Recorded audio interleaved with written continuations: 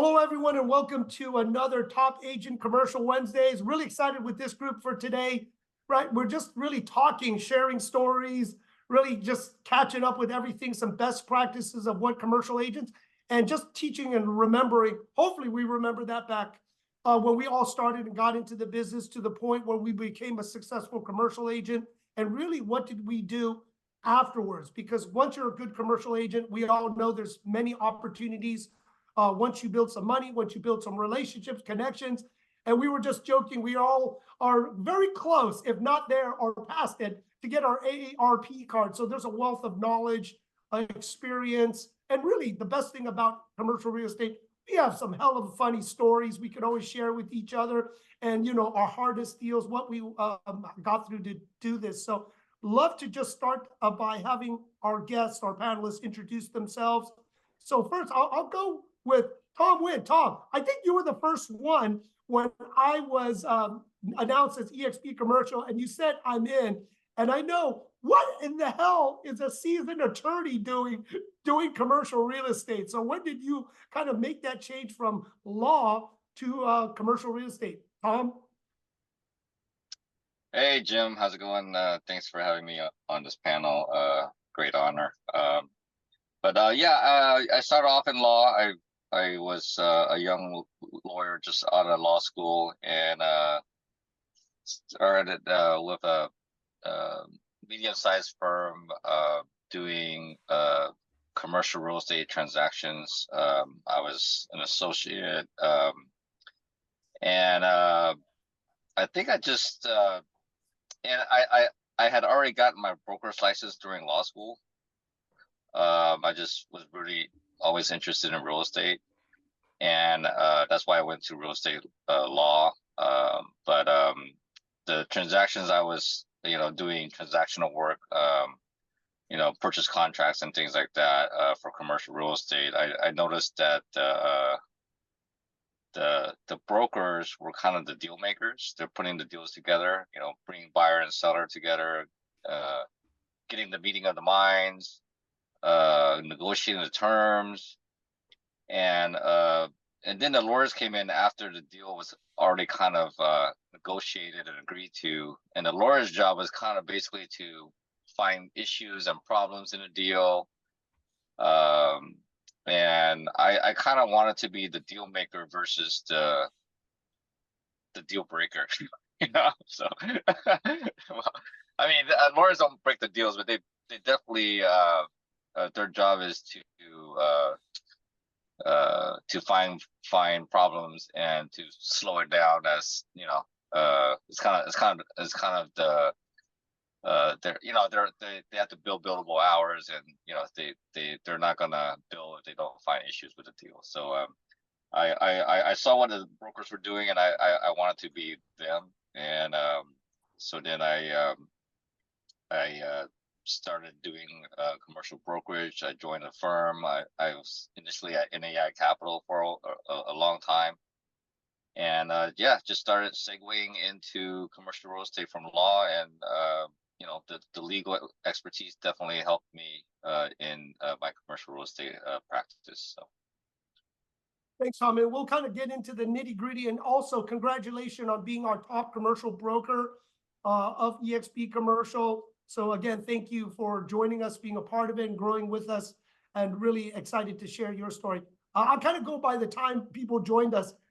Seth Prescott, I remember we having a bunch of conversations of a lot of mutual friends before you make the jump over. So if you don't mind sharing your background and kind of your story. Sure. Absolutely. Yeah, we did talk a while. I negotiated, I think, pretty hard to try to make sure it was working for me. But I've been in commercial real estate for 25 years, all here in the San Antonio, kind of Central Texas area, although I've done deals in multiple states, with different clients. I started at a small boutique firm. Guys that had left CB Richard Ellis started their own firm.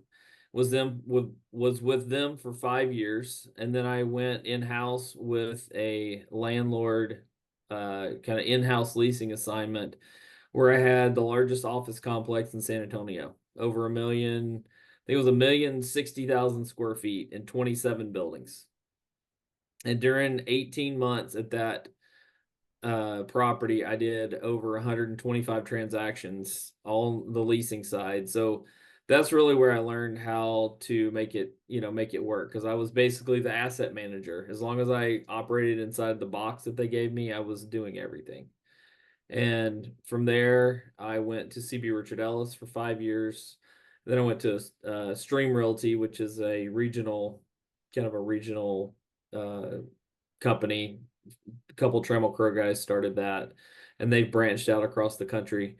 And then I went to a Corfac firm, and that's where I met you, and then joined EXP, and it's been great. Had lots of fun, and save lots of money here. Thank you, Seth. And next, we'll go with Paul Frank. And Paul, you are my poster child of EXP commercial. You asked me so many questions. We talked so often before you made the plunge. And I will say that because you really plugged in when it came to volunteering, recruiting, getting referrals. I mean, really getting yourself out there. So Paul, can you kind of share with everyone your kind of story and journey into commercial real estate? Boy, I don't want to hijack things. It's a long story. The core of my experience is really development. I was born at South Lake Tahoe. My dad was a pit boss and my mom was a cocktail waitress. I don't even know if you know this background, James, but my dad decided that raising a family in the gambling industry was a bad idea. So he started dabbling in this thing called real estate. And from a very young age, he dressed me up in a little suit and tie, and I went everywhere with him. Unfortunately, the time I got to spend with my dad was during some really bad economic periods.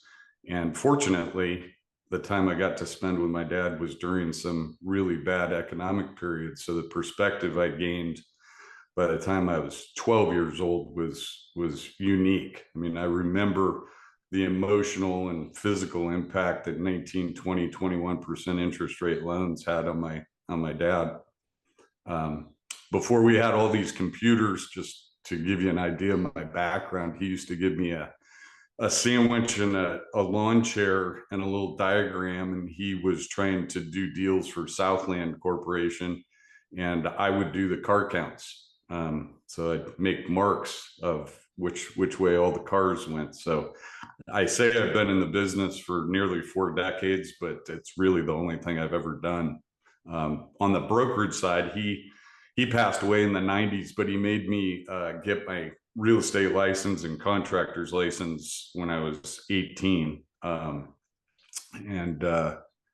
did a lot of brokerage on the stuff that I developed, but I wasn't really entrenched in it. I think it really got into the brokerage end when the collapse occurred in 06, 07. The banks brought me in to help them out with their commercial REO assets because most of the developers were toxic and in trouble. And no offense to everybody, but especially at that time, coming out of 05, 06, a lot of the brokers only knew how to put a sign in the ground and fill out a piece of paper.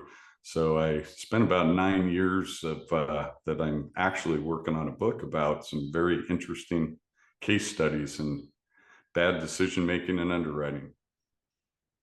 So then I had my own brokerage throughout until you guys started talking to me about this platform, to which I said no for about 5 years. Thank you, Paul. And then also, as we know, as you can see, we did transactions, there's leasing, and with development, there's also business brokerage. So Earl, we've been talking for a long time too. I think that's the common theme, besides some people that I've known for a while, to really talk about sharing kind of your experience, because it is different, but I always say it is part of the three-legged stool where you do transaction leasing. Well, those are the tenants, the business brokers, the franchisees, those are what goes into the buildings or occupies the buildings. So Earl, if you don't mind sharing your background with everyone. Sure, thanks so much. So I guess the beginning would be I started out in the insurance industry, was in an internship in college, and I became kind of a workaholic. You know what they do when you're a really strong salesperson? They decide they should put you in management. So I became a general agent and I became a workaholic.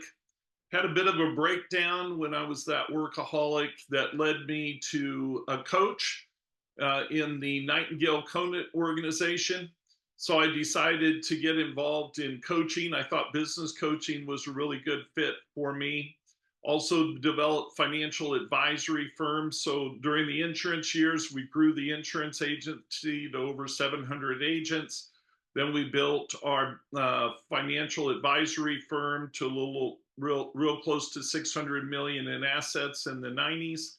And through over the last 38 years, I've been involved in ownership of business coaching groups, and we've coached more than 1,800 businesses. Our typical business will double in about 3 years or less. We have had quite a bit of concentration over the last about 7 years in the dental industry in that coaching. But what was happening in 2009 through 2014, as a lot of the businesses I coach were looking for an exit strategy. And so from 2009 to about 2014, I charge them about $15,000 to help them sell their business. Found out real quick how much money could be made in business brokerage. So I eventually became a business broker in 2014. Ended up partnering with a business owner named Nick Gugliosa. Through Empire Business Brokers, we established the Empowered Business Brokers together. Over the past 14, since 2014, I should say, over the past 10, 11 years, what we've been able to do is we have a little over 100 brokers nationally, internationally. We have a little over 200 coaches around the world.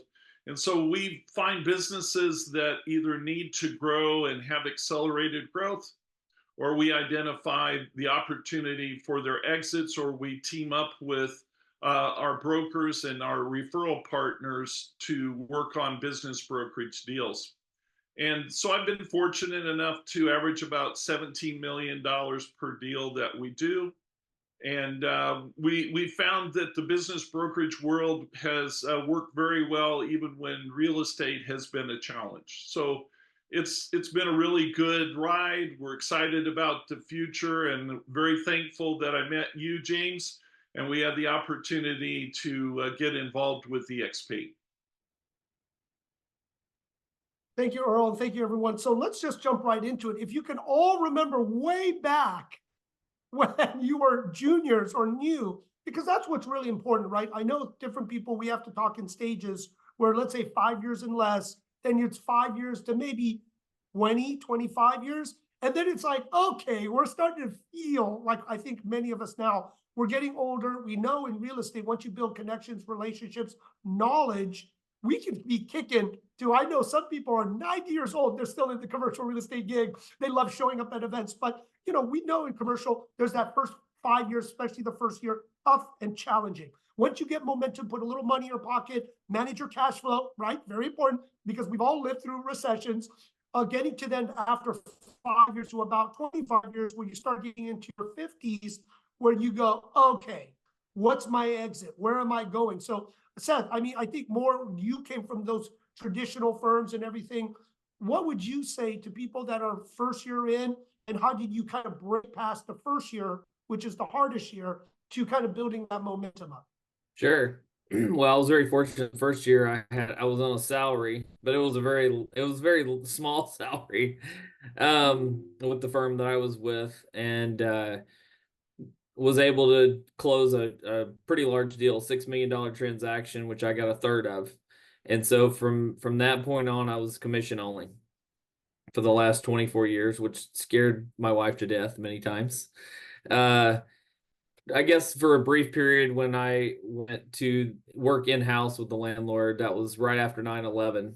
And I had another salary at that point. So I guess that's not completely true, but anyways, it's tough. I remember those days of, trying to figure out what to do, what to say, who to talk to, where to go. I mean, there's so many things, as a young broker that you just don't know, because there's really no school that you can go to that's going to teach you how to do this business. And it's going to be a little different for everybody. We all have different personalities, we all have different strengths, skill sets.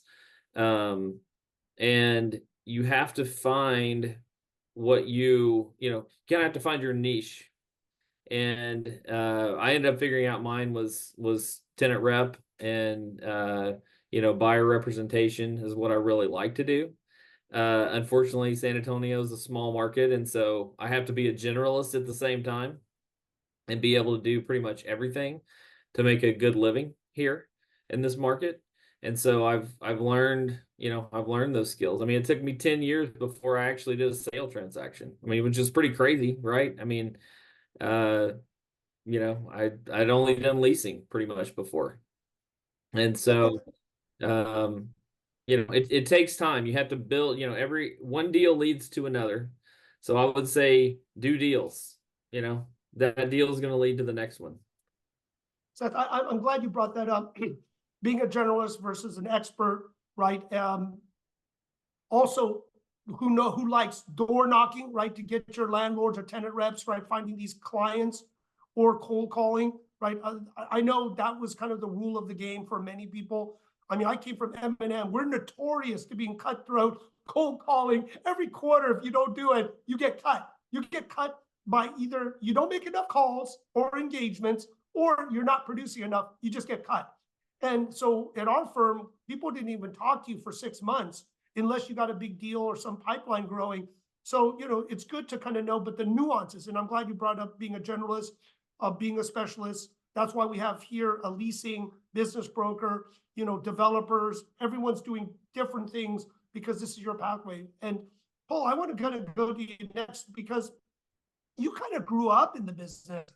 Was your dad as hard on you? Did you go to another firm to learn? Because I know a lot of times the parents didn't have the kids work under them, and they run large real estate development or business syndication. They put them under me where I could yell at them, put them through the ringer, get them beat up a little bit before they're really grateful working for their family's firms. So, Paul, if you don't mind kind of sharing, since you have a little bit different since you grew up in this business. Yeah. Well, like I said, it's a long story, so I'll fast forward. I'm literally from 5 years old on, I watched my dad struggle, and he worked for Chuck Schultz, the Peanuts guy, working on some projects. And we lived in Marin County, north of San Francisco, which is the exact epicenter of where you do not want to be a developer. It'd take you, a quarter century to get something there.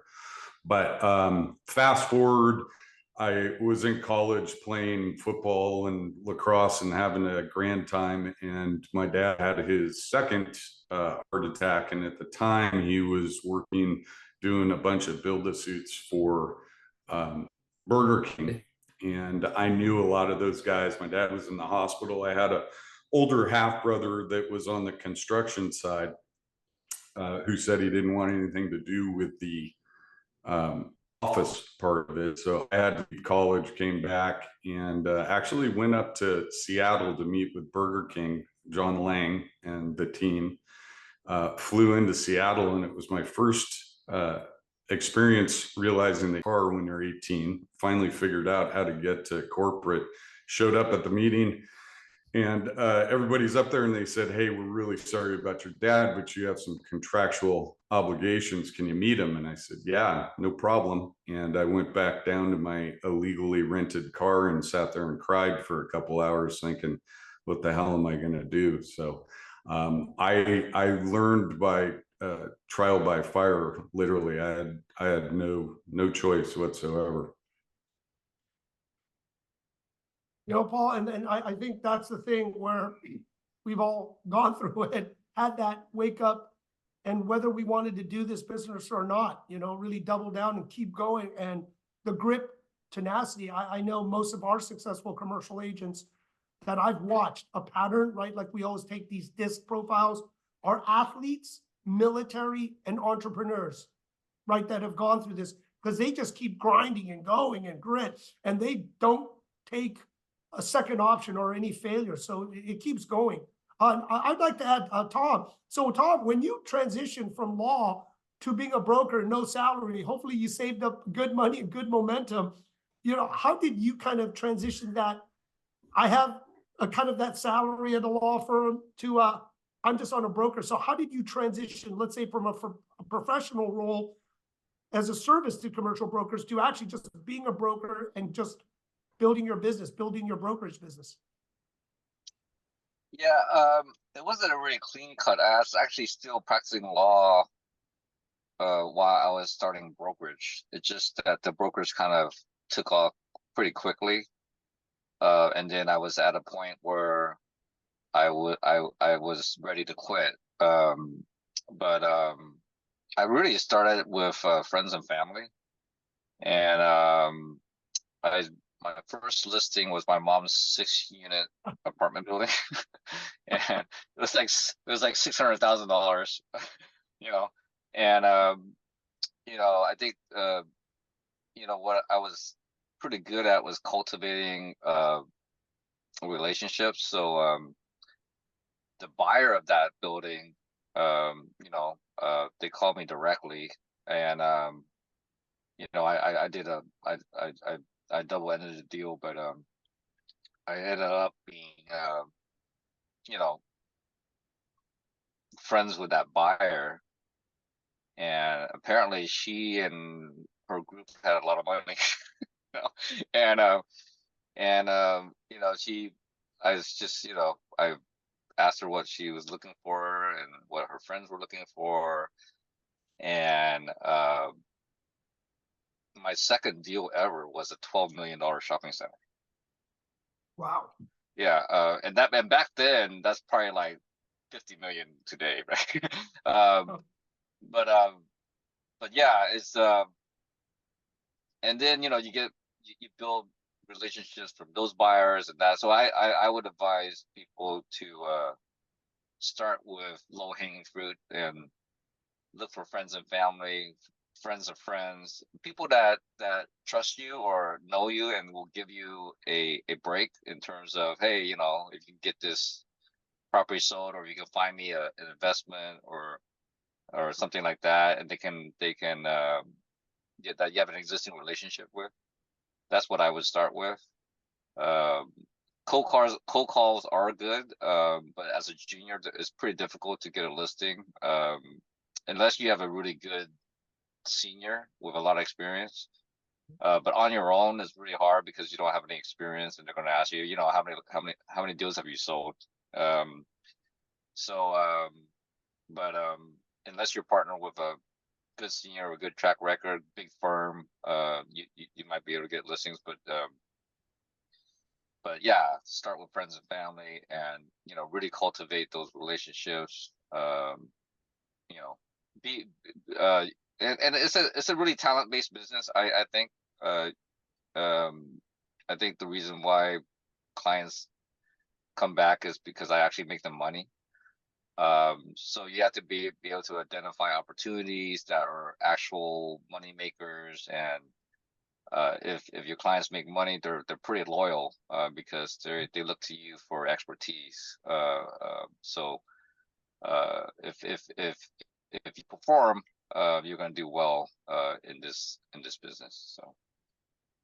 I love that. And, you know, coming from a professional, so there's no, as you can see, straight path to commercial real estate. So I don't want anyone to always say, oh, I can't do it. I didn't grow up in the business. I didn't go to the right real estate or commercial schools, right? We all know, I'm in Southern California, everyone went to SC as a real estate agent, right? So, you know, there's different pockets of knowledge and groups, but there's also that formal, because I did come from that, go into Marcus, not knowing anything, getting trained up to do the business, cold calling, knowing my area, territory, calling, I would say at least 200 calls a day. And I was pretty good at setting 5 to 7 unique meetings. And there is a plan, but I love what you said about seniors, teams, or the name brand of the company. If you are just starting, you are valued, and you could be as the best broker making all the calls, but without the track record or the company, right? And a lot of good people here, we have the track record, the name brand, the pedigree, right? They can Google you or LinkedIn, or it's because commercial is such a small industry. It's so easy. Everyone knows everyone. We all know that in this industry, right? When we talk, I know Seth or Paul or we had mutual friends, and it was hilarious, right? Even in the shops that people were at, because commercial real estate, the longer you stay in the game, it gets better and more fun when you just get through the first year, which is the hardest. But I would say, you know, if you're going to do it, get the best senior, look at their resume. What have they done lately? Or what have they built? Because that is what the clients is going to look at. Or what is the team? Or what is the company? But that is very, very important. And I'm glad you brought that up, because no one's going to give you, besides friends and family, will give you an asset to sell. They're going like, hey, the commissions is the commissions. And if I'm going to give you this asset, no way in hell am I going to do this. So I love that you brought up, Earl, you're kind of the different one out of the group, because we all know transaction leasing, really standard. Business brokerage, because some are licensed, unlicensed, it's all over the place. So how did you kind of transition, just say, this is what I want to do, and kind of build up your business? Yeah, so the thing that I had done to develop relationships was work on development of strategic alliances. And I was identifying in the communities that I was working in B2B relationships. So I'd look for CPAs, I would look for those commercial real estate agents and residential real estate agents and leasing people and property managers, and just any relationships that had any connection at all to significant size businesses. And as a result of that, you know, we had a couple of different avenues we could go. One is we could be working with that business, coaching that business to grow so that they were in a position where they could maximize their potential and then ultimately sell their business. Or it was an opportunity through a strategic alliance, you know, as we would look at the possibility that a business was interested in an exit strategy. And so, you know, I'd get connected to a business that was doing $85 million of revenue. We'd coach them up to $265 million of revenue. And then they were interested in either a merger or an exit or something. And then I got involved working with dentists and identified who their buyers are. So I identified about 75 different buyers for dentist offices, and many of them have multiple offices. And so it would be a significant deal to either A, again, coach them, or B, that if they were ready to merge or exit, find them a partner or find them a buyer. And then, you know, they also were always looking to expand. So on the one hand, they would expand in buying additional practices. They would expand in buying commercial real estate. So we would team up and identify opportunities in that regard. So, you know, in the dentistry world, DSOs, dental support organizations, buy dentist offices. I have relationships today with 19 of them and 15 independent. Similar relationships with financial advisory firms. And then just in general in business, we get connected and understand who the private equity partners are and who the strategic buyers are on an industry by industry basis. So I think strategic alliances was my number one strategy for really digging into business brokerage. You know, Earl, that's another good thing you brought up with all these kind of gems from everyone. The network, your other expert care. I had my attorney, my CPA, my title, my escrow, you know, all these different support mechanisms of my commercial real estate group that I would have my go-to. And I know boy, they got me out of some jams before because I needed it funded at the last day of closing. Otherwise, they wouldn't qualify for 1031. And my title rep went all the way up to Fidelity, and they just said, fund it on his authorization when the wire was in transit. And I said, you got to do this for me. So he made the call pretty high up. And with the track record, with the amount, they funded the deal. Otherwise, it could have gotten me in a lot of trouble. So I love this, having these strategies, strategic partnerships. And to be honest, I'm friends with many of my people I've used from 20 years ago. You know, we're all still friends. They're still in the business, whether it's service reps from different technology companies, or if they're just service ones. So very important. Let's now get past, okay, you got past the 5 years, you're starting to get to the 10, maybe the 20 years, right? What have you built? Tom, I want to start for you because I know I'm pushing you to say, man, Tom, do more deals. You are our top broker and you've only spent 20%, maybe 30% of your time doing transaction with some of your institutional, but I know you're doing so much more. So let's say life, after being a very successful broker, still doing brokerage business, what are you doing next, right? What are you doing after, because you are successful and you have these relationships? How did that evolve into what you're doing now? Yeah, I mean, I've done brokerage for 24 plus years. I'm still doing that because I really like it. And a lot of my clients still depend on me, especially some of the larger ones that I've grown their portfolios over time. And then every year they either buy a deal or sell a deal.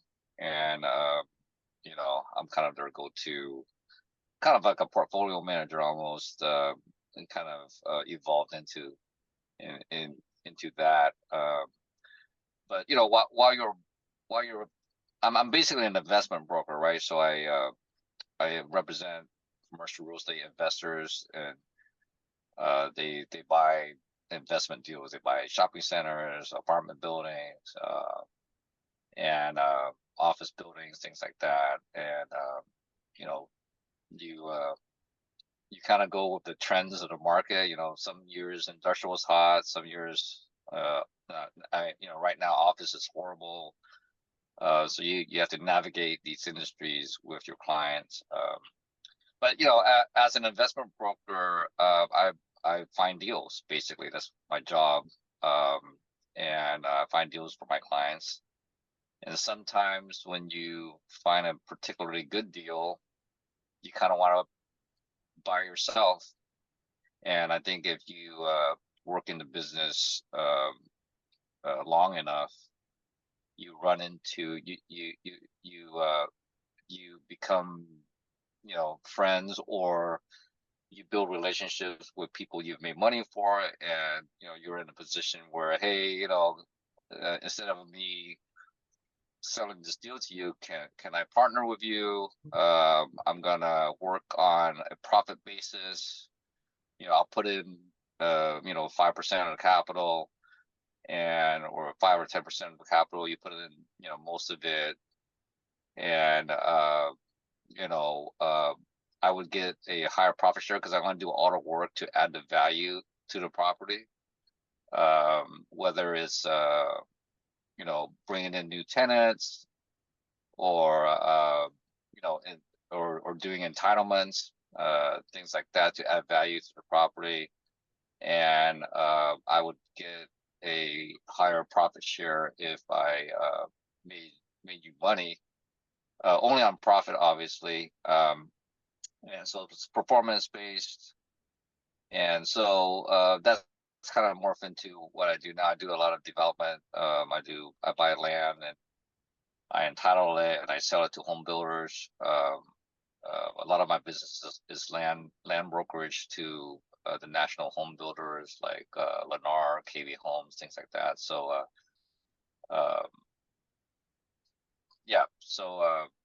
and then since I started getting into development business, I partnered with a home builder, and so we're building tract homes and things like that. And that's kind of morphed into construction, and now we're importing construction materials from Vietnam to sell it to home builders. Due to my due to my relationships with the home builders, we found an opportunity to reduce construction costs by importing construction materials from Vietnam, which is kind of the new China.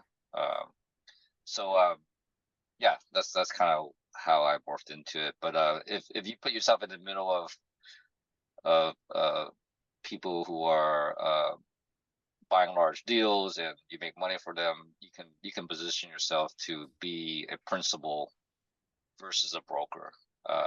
So that's kind of the goal, I think, of a lot of investment brokers, is to one day do what your clients have been doing, right?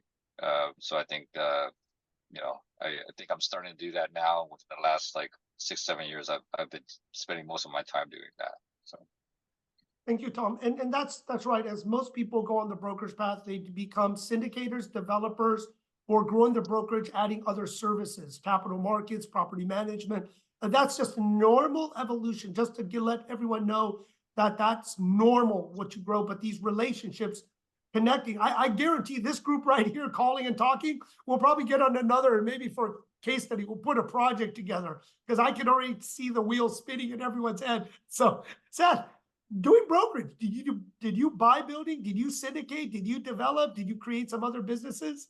So I haven't done the other business stuff yet, but I have invested in several other properties. I've got a partner who, about 2 years ago, he's like, "Hey, if you really believe in this deal," I told him, I said, I had been searching for this one client up and down this highway that goes north and south out of 281, or out of San Antonio, called 281.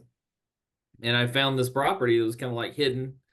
It'd been on the market for a long time. It'd been under contract, out of contract. And it was the only property that was zoned, to where you could use it for a certain thing with sewer and water. So I'm like, this can't be right, whatever. This price is crazy. So it fell out of contract. I told my client, I'm like, "Hey, you really need to buy this." He's like, "Well, if you really believe in this, then you got to put some money into it." So I'm like, "All right." So I did same thing. I put some money into it, and I just did the math for him. We have it under contract. We had it under contract once already. That kind of fell out. It was a car dealership. But we pretty much covered our carrying costs with the money that they left on the table. And when this deal closes, I will have multiplied the money that I put into this like 7 times. So is a lot of fun once you can get this, get that side of it going. And I certainly haven't done a lot of that, but hopefully this will be the seed, for many, many more deals like that. It's a lot of fun. And Seth, I'm glad you brought that up, because a lot of times we just keep doing the brokerage, spend the money, get on that brokerage wheel, keep making more money, spending money. But I love that you said putting some money in the deal. And we've always had, if you're doing good cold calling, door knocking, you do find one or good deals every year. It's just consistent. You just will find it by doing the job.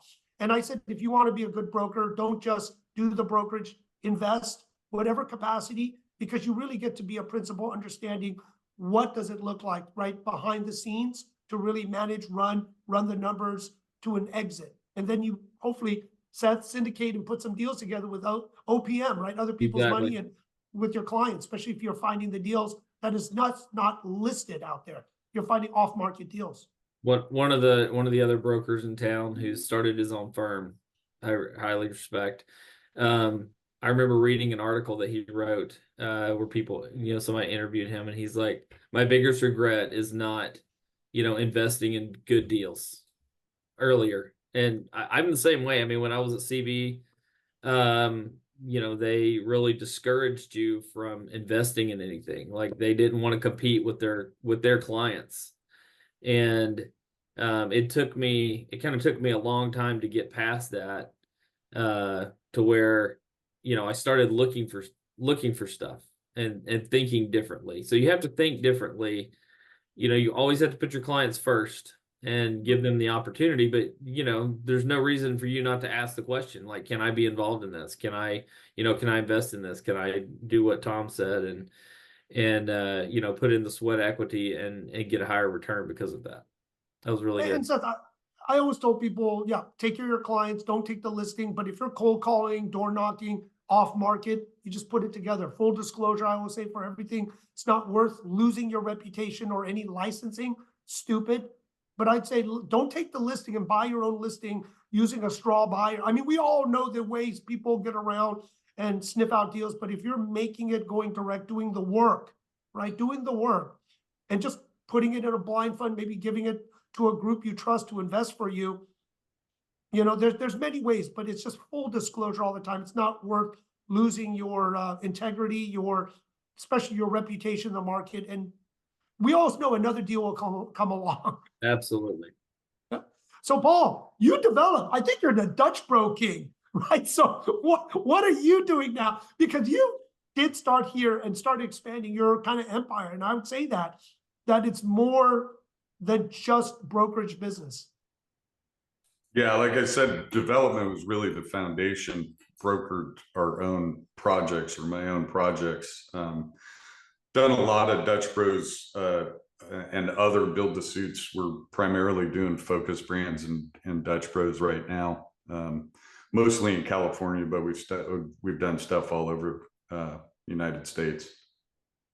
It's an interesting time for that work, I'll tell you that, between supply chain and it's you know, early on, I think when I started this little adventure with EXP, I started doing some more speaking, and I'll never forget the lack of perspective, because like I said, I remember my dad back in the 70s dealing with 19, 20, 21% interest rate loans, and I'd be up on panels, you know, several years ago when we were in 4% interest rate environments, and people would ask me questions and about interest rates, and they'd say, you know, I'm probably not the right guy to ask. I've had a 6.5 fixed on my house for the last 17 years, and I still think it's a pretty good deal. Anything under 10 in my head. And you would literally hear people snickering like I was an idiot. I live on a ranch, so it was a little difficult to refinance back then. So I would have loved to get some of that lovely debt, but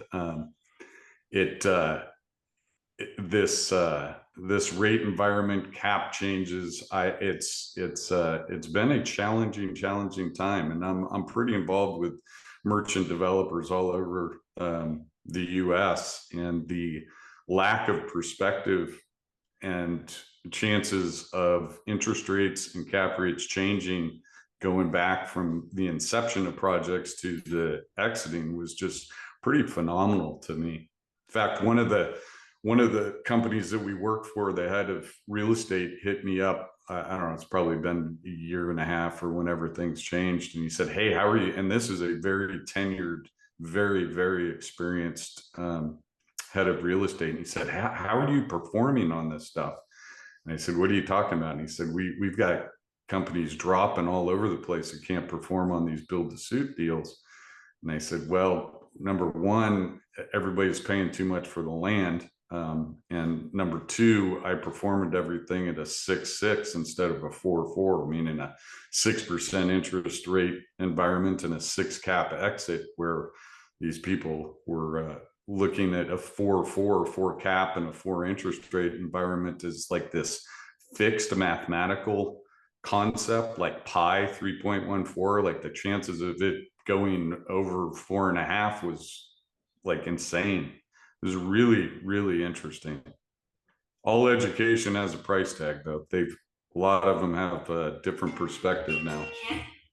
Thank you, Paul. Well, and that's why with, you know, Earl and business brokerage, tenant and tow projects, all this, you know, I just love business brokerage, mostly because as I was going through the similar journey that everyone else, I was buying businesses, and I would say, you know, when you make good money, when you were doing indie films and buying restaurants and bars, you never saw a profit, but you were there drinking your profits. So that was kind of fun, you know, but we went back to the core, right? Building good assets, investing in good assets to get cash flow. But Earl, I mean, tell me your journey. I know as you evolve, you've been doing some really cool projects franchising, growing franchise, developing it. I mean, this is cool. So if you don't mind sharing. Yeah, so along the same lines of what everybody else is saying, there's a lot of opportunities, and when you become intimately involved with a business, when you're coaching that business or you have a team of people coaching that business in your organization, you know that business pretty well inside and out. The difference is, generally speaking, we many times don't have to buy into the businesses, but we will be able to position ourselves with a 5 to a 20% ownership of that business and be able to keep helping them grow it because we've been in that role before. And then on the other end of it, then when they want to sell it, a lot of times we continue to be an owner in the business to the next buyer because they want us in that position because they know we were integral in impacting the growth of that business. And then when you talk about franchises, we would work on situations where we get exclusive opportunities for franchise. One that we're working on is an example. We're going to be selling 100 franchises. We'll get paid a lump sum, but we also get 2% of all the royalties on all of the business that is done by those franchises. So it's an ongoing income stream. And again, we don't have to invest in those. Now we can invest in real estate and things like that as part of those deals, and that makes a lot of sense, I think. But if we can utilize the approach of just teaming up with them and being able to get that 5 to 20% ownership, it's a great opportunity to build wealth, to create an exit plan for what we want to do in those businesses as well. And it gives us, usually because we have such an intimate perspective, even though we're not a majority owner, they very much value our opinion, our perspective. And so when there's expansion opportunity or strategic buyers or what have you that come along, we're very integral in the decision making that finalizes those deals. And therefore, we make sure that the deal is great for the client. And if it's great for the client, it's also great for us. Thank you. And we'll kind of close this up because we all work on different product types. We're trying to remember when we started, kind of where we are at and where we can go, especially in this business. Just kind of wrapping this up, just one piece of advice in this business, Tom, just, I'll run this around for everyone. Just one piece of advice to everyone that wants to be in the commercial real estate business. Tom? I think one piece of advice, if you're trying to go after new business or get new clients, is to come. I call it come bearing gifts, or come giving information that these clients may appreciate. For instance, if you're calling someone, don't just call them and say, "Hey, I'm a commercial broker and I want to list your building." Call them and tell them, "Hey, the building down the street sold for this much," or "Did you know that there was some leases signed nearby or in a competing building at this rate?" These are this type of information. These owners, sometimes you may think they know everything that's going on, but a lot of times they don't have the time. And if you come and give them information that they don't know, they'll appreciate it, and then they'll see you as an expert, and that kind of builds rapport. So so my advice would be, know your markets really well. Whatever product you're focusing on, be the expert.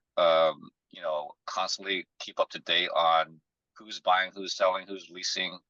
And if you have that kind of knowledge and you share that, it goes a long way. Thank you, Tom. Seth? Well, I can't limit it to just one. I wrote down actually a couple of sayings that I've picked up through the years. People have told me, mentors, whatever. I'm just going to read them off. maybe one of these will resonate with, different people. But so I'm just going to read it. So this business can be very easy if you work it hard, but it's going to be really hard if you work it easy. It's not rocket science. Sell, sell, sell. Ask for the order. Never put off tomorrow what you can do today. Keep the plate spinning. I always feel like a Chinese plate spinner. Under promise and over deliver. Listen. Be proactive. Put the client first, even if you end up getting the short end of the deal. Network with others and find partners in other industries to team with. Learn the market, the process, and have the best tools at your disposal, and technology is your friend. Woo! That was a lot. Thank you. We may have to do a version, a follow-up on this, right? A part 2 with everything, because I know there's so much here. Paul? My perspective is a little interesting because I own property all over the country. So it has always amazed me how consistent these scripts are, and that I get the calls, hey, you want to sell your property in Yukon, Oklahoma. There's been so many nuggets since I moved to EXP, but I got to tell you this one story, and it's probably the most valuable thing that's happened possibly in my career. Early on, when I started this adventure, I was up at Lake Tahoe. I think it was some big event for EXP, and I was up on a stage on a bar stool. Everybody up there was a residential agent. I was the only commercial agent, and I'm sitting there and I'm listening to all these stories, and have my head down thinking, why the hell am I here? Because they're talking about stuff that just does not have anything to do with our world. And then I had what I refer to as my Mayshore moment. Those of you that do or don't know who Krista Mayshore is, she was sitting next to me. And if you AI'd residential real estate, I'm pretty sure it would come up with Krista. She's just long blonde hair, bubbly, sparkly shoes, bouncing around.